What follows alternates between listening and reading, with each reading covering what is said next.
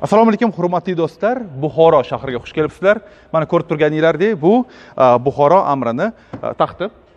Va bu yerda bilasizlar, eng oxirgi amir bu Amir Olimxon bo'lgan.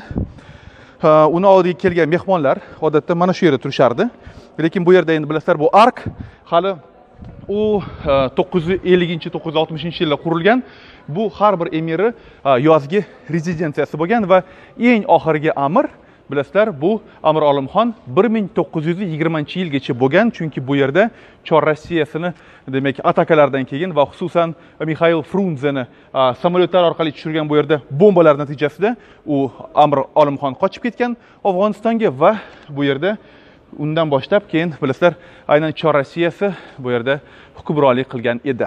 Demak, kelgan mehmonlar hamisha mana shunda turish kerak. Gapiradigan gapi tuga bo'ldimi? Ular o'ngga yoki chapga qarab yurishlariga haqqi yo'q edi. Ular hurmat, e'tibor izzatidan mana shunda o'z orqali bilan oxirigacha yurishlari shart edi. Bu qoida nafaqatgina Buxoroda, butun dunyoni qirolliklarida. Bundan oldin men sizlarga aytib berganman va ko'rsatib berganman, bu Parijni Versal qal'asida, qolaversa London shahrini Buckingham qal'asida va har bir monarxning oldida mana shunaqangi qoida bor edi. Unga albatta yuzingiz bilan oxirigacha chiqib ketishingiz shart edi. Uni yuziga mana shunday qarab. Endi qachongacha va qanaqa qilib bu narsani bilib olsak bo'lardi. O'sha mehmon oxirigacha shunday yurib kelardi va sekingina o'zi bilmagan holda mana shu devorga taqalib qolardi va keyin yana o'ngga chapga burilmagan holda mana shunday qilib yana sekingina hurmat, izzat bilan chiqib ketishga harakat qilar edi. Endi hurmatli do'stlar, o'zim men Buxoroni juda ham yaxshi ko'raman. Bundan oldin sizlarga Samarqand to'g'risida eng qiziqarli faktlar videosini tayyorlagandim va shu formatda, ya'ni Buxoro to'g'risidagi eng qiziqarli faktlar videosini men taqdim qilmoqchi edim, lekin Buxoroda shunchalik bunaqa tarixiy joylar ko'pki, son sanog'i yo'q. Bemalol Buxoro to'g'risidagi eng qiziqarli 77 ta faktlar degan videoni ham olsa bo'ladi. Shuning uchun sizlarga bir savolim bor. Siz agarda buxorolik bo'lsangiz yoki menga o'xshab Buxoroni hurmat qilib yaxshi ko'rsangiz, Buxoroni qayerni ko'rmoqchisiz? Buxoroni men sizlarga qayerni ko'rsatib berishim kerak va eng qiziqarli faktlarni aytib berishim kerak.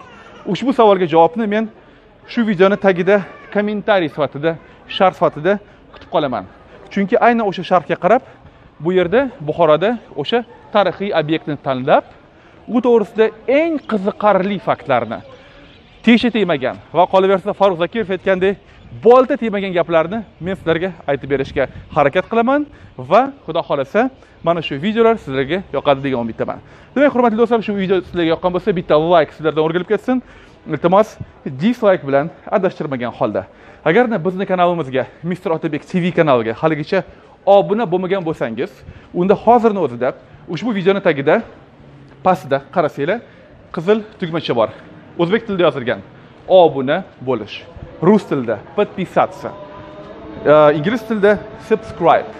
Demak, agarda mana shunga bosib qo'ysanglar va keyinchalik men yangi video qo'ygan paytimda sizlarga maxsus xabar keladi. Mr. Otabek TV kanalida yangi video qo'yildi deb. Va o'sha paytda sizlar bilib olasizlarki, mana shunday yangi video keldi. Uni ko'rib, unga like bosish, repost va kommentariyalar esdan chiqmasin. Menimcha Buxoroni bunaqangi chiroyli tarzda qorong'ida ko'rish ko'pchilik ham nasib qilmagan. Agarda siz buxorolik bo'lmasangiz va boshqa viloyatda bo'lgan bo'lsangiz, iltimos Buxoroga tashrif buyuring va mana shu joylarni o'zingiz ko'zingiz bilan ko'ring. Endi aytishadi-ku, Buyuk Britaniyada shunaqa bir gap borki, sometimes we cannot see the wood for the trees. Ya'ni ba'zida oldinda oqqan suvning qadri yo'q. Va qo'shni viloyatdan bo'lsak va Buxoroni o'zidan bo'lsak, bunaqa joylarni ko'rmay qolishimiz mumkin va e'tibordan chetda qoldirishimiz mumkin. Bu narsani qilmasligimiz kerak va Buxoroni maza qilib tomosha qilgan holda ushbu videoga bitta like bosamiz va Mr. Otabek TV kanalida hamda Buxoro shahrida ko'rishganda ko'rishguncha.